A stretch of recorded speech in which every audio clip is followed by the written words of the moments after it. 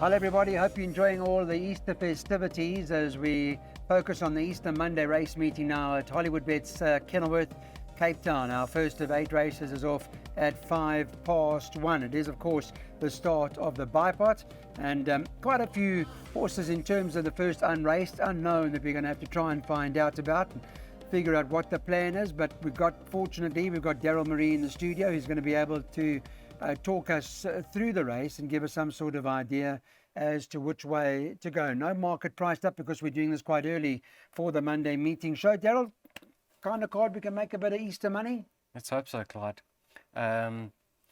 Taking no chances in the first leg of the bipot. Actually, I am. I'm leaving out the only other race runner, number 3, King of Fate. But clearly she's held by number 2, One Spirit. So I don't think she can reverse the form a couple of weeks later by 8 lengths. So I'll put in number 2, One Spirit. I'll put in number 5, what's that? Versicat. Versicat, yeah. And I've also put in number 9. The 9, yeah. She's a Lisa. So all the race, well, most of the race runners are going in. Cheshire Leza. Cheshire Leza. Have you, in terms of, all right, unraced horses, we're not sure. We haven't heard no idea, much Clive. going on. Okay, well, that's our bipot. 259 by 1 and 2, by 2 and 4, by 1 and 3.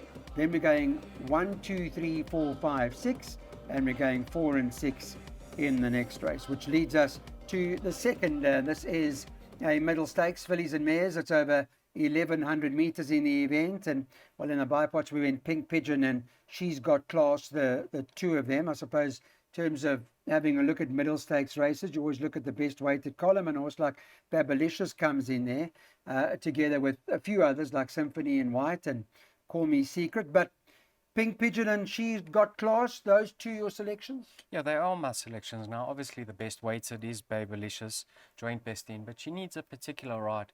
Gavin knows how to ride her, and now she's ridden by an apprentice. So it's going to be interesting to see how she goes, but if she gets some cover, she can certainly feature.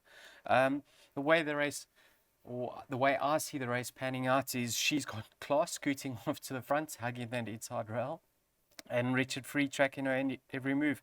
There's not much separating the two of them on a few form lines. So I think with Pink Pigeon getting that cover and probably the trail, I'm going to be leaning towards her. 1/2. Okay, so we've got Place Accumulators, Banker, the one good enough for the PA, and then 2 and 4, then 1 and 3. The fourth leg we're going 4, 5 and 6.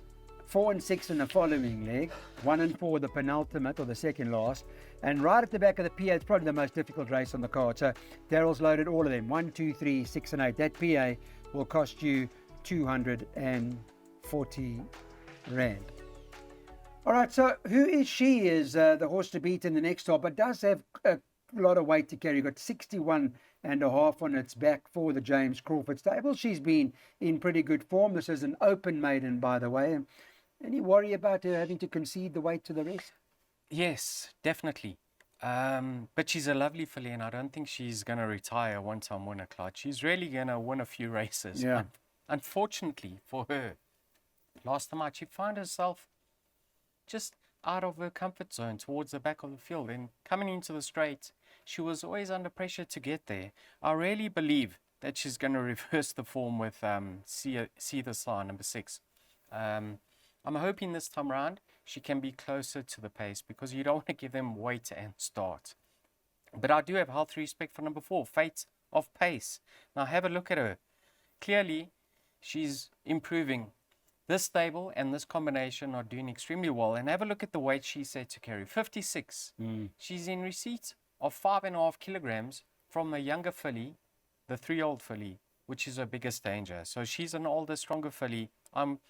I'm going to lean, funny enough, to Fate of Pace. So I'm going 4 from 2, but I do believe Who Is She will really appreciate the long running. She'll be able to gather her stride and hit the line strong. Okay, we've got pick 6 up. Right at the back, you can see the field there. It's a 2,880 Rand per. Spend 300 Rand for 10% or thereabouts. But a couple of boat races. Third race, a boat race, 2 and 4. The fourth race, 1 and 3. Well, some will argue, but Daryl's just going 1 and 3. And the penultimate there is going just the 1 and 4 in the pick 6, which takes us to the jackpots now. And I see you quite keen on a couple of horses in the race. There was like Sheriff John Stone. I see you. Yeah. Now, funny enough, what did you see there? What did you see about? I saw that he hated the blinkers. He just tore away. And what I saw when making his local debut behind Chasing the Rainbow, I was very happy with, because clearly he was in need of that. Yeah. And last time out, the blinkers never worked. So you can see they get removed straight away. Clyde, go to the best weighted column and you'll say, I'm foolish leaving out Time for Love, who makes her debut for a new connections. Main chance have purchased her. So that's interesting. But I have my, excuse me, Clyde, I have my reservations. If you do want to add one other in, I'd say go with the filly or the mare, Time for Love. But I'm leaning towards numbers 1 and 3 over here. Okay. Like I said, I touched on Sheriff John Jones, but my number one choice is Pinot Grigio. In his penultimate start, behind the same horse in Chasing the Rainbow, he had the worst draw. Now he's drawn one with Craig Zaki. I think he's going to get the run of the race, and I'm really keen to see him back of the 1800. I'm going 1 from 3. Okay, well, Pinot Grigio not being left out. I mean, also, of course, including the 3 in the jackpot by 1, 2, 3, 4, 5, 6, 7, 8, 9, by 1, 4, 5, 6. And at the back, we're going 1 and 4, which leads us to another jackpot opportunity now, race number 5, which is a C Stakes, and it's over the 1800 meters. And, well, there'll be a couple in here, one of which is that horse, Primal Instinct, I see you putting into play, that Sean Veal's riding for the Justin Snaith stable. Yeah, I guess that last start bumped in running or whatever the case may be. So more to offer this time around. You know, it's funny, Claude. I would have taken his chances very, very seriously if JP stuck with him. I mean, JP rode him last time out. JP's retained by Greg and Gina, and he's opted to go for Scottish Links. And that's why you put Scottish Links in. I put the entire field of here. I think you can make a case for each and every one of those runners, but I really would have fancied his chances if JP stuck with him. I don't know if JP wasn't happy with what he felt with or last time out or what, but this horse is unexposed of this distance. Then Noble Hero and Chance Encounter, nothing separating the two of them. Bonelli, number 5.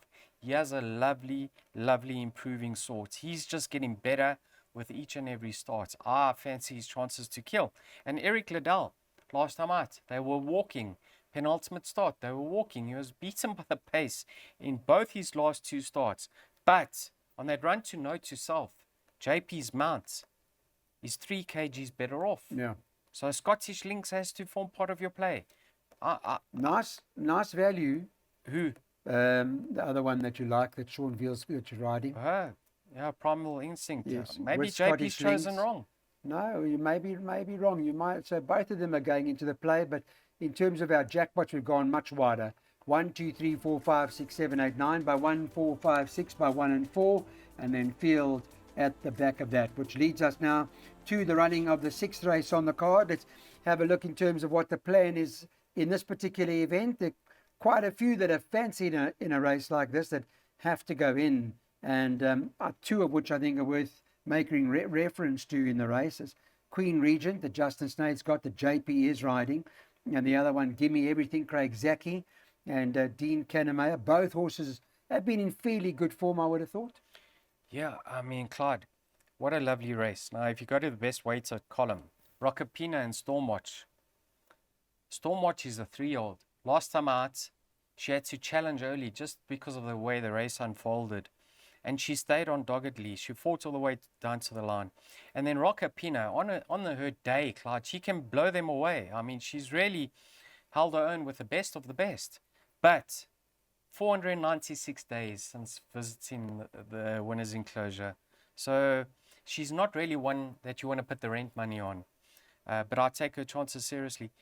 I'm leaning towards Queen Regent. I know she's out at the weight, but this filly, I think she's much better than her last 2 starts. Penultimate start, tugging fiercely. Last time out, unfortunately, the winner got the peach of a ride. She just skipped at the right time. But this filly was closing in hand over fist. And now they've dropped her in trip. They tend to go quicker. She can even go to the front, this filly, with 53.5. I think, despite being out at the weights, I'm favouring her. I'm going 4 Queen's Regent from 6 Stormwatch, respect for a few others. Taking doubles into the next race with the 4 and 6, we're going with this horse Viva's Liberté and Jet Force in the next. Let's go on to race number 7 now. It's of course the Variety Club Mile. It's a Group 3 event, and it's over 1,600 meters. And in terms of the best weighted horses in the race, well, a horse like Legal Counsel does come in best ahead of Jet Force, but Viva's Liberté is not all that far back. And he seems to be, I like Viva's Liberté. I like his current form. Maybe the right horse in the race. There'll be a couple in here that you've got to respect. Racehorse. Yeah, it's a lovely horse. Racehorse. Don't be surprised if he doesn't be a big factor in the Hollywood Bets Durban July. Already? Yes, Sure. Proper racehorse.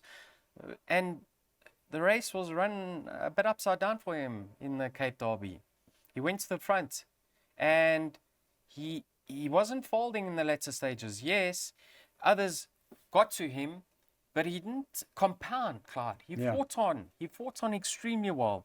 Craig, 54, drawn 1, probably get a bit of cover this time round. Big runner. I'm concerned over here for Legal Counsel. That World Sports Betting Cape Town Met was run at a bit of a muddling pace, if you recall. Yeah. And he's never quite achieved the 128 in any of his starts prior to that. So I think he was a bit franked by that effort. Yeah. I'm on the fence with him, Clyde. Listen, he's a proper racehorse, but I'm on the fence. He's only on the fringes of my 3rd and 4th selection. Jet Force interests me. I mean, he always gives himself so much to do, and yet he still gets there. He gets there each and every time. Stable still firing? Sure. And look where he's drawn now, Clyde.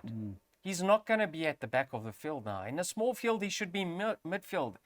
And what a turn of foot he possesses. So, despite what I've all said, I'm going for Viva's Liberté. I'm going for the 3-year-old. But not head down. You're not head down Not with head Viva's down, Liberté because you've got respect for If you Jet like Force. backing a horse, Yeah. don't be shy to Dutch or even cover your stake with Jet Force. So back Viva's Liberté and make Jet Force a cutter, break square. Which leads us into a bit of a nightmare now in the last race. I mean, let's funny go you then. say that, What are we Clyde. going to do in the 8th and final? And this is While not I'm a busy easy- chatting away, the Hollywood syndicates hadn't updated their comments for Monday. You're gonna check and if they now have. they are. Oh, okay. So give it Laldi. Give it Laldi. What's the story there? Talk. He's a horse that is ultimately be best over further, but we can expect an encouraging return to the races. Okay. He's doing well at home. Clyde, clearly he's got ability, but maybe the mile at this stage of his career was just too far for him. Brought him back in trip, gelded him. But the same can be said about October Storm. Have you seen this horse? He's so substantial that he needed the gelding from day one. Now he's been gelded. He's bred in the purple, October Storm. Yeah. Bred to Beautifully bred. Yeah, beautifully bred. So he could be anything now that he's been gelded. Richard stays on him. Adam Marcus's yard. How are they doing? Flying at the moment, flying. Adam Marcus. Well Flat. done, Adam. Flat run at Durbanville last time out. Where's Back up Basil to Kenilworth Marcus? straight. We don't see Basil Marcus anymore. Where's Basil? Hey, must I be on haven't the seen beach. him. I haven't seen him. We want to see Sipping a Basil. cocktail on the beach. What are we doing at the back now? So what's the plan? It's a difficult race. I boxed the exacta, if I'm not mistaken. I think we'll make a small profit, Yep. but just enough to watch Survivor. Oh no, that's on that's on Sunday. You're on Monday already. You're on Monday. Okay. Hope it's been a good Easter. 1, 2, 3, 6, 8 is what we recommend at the back.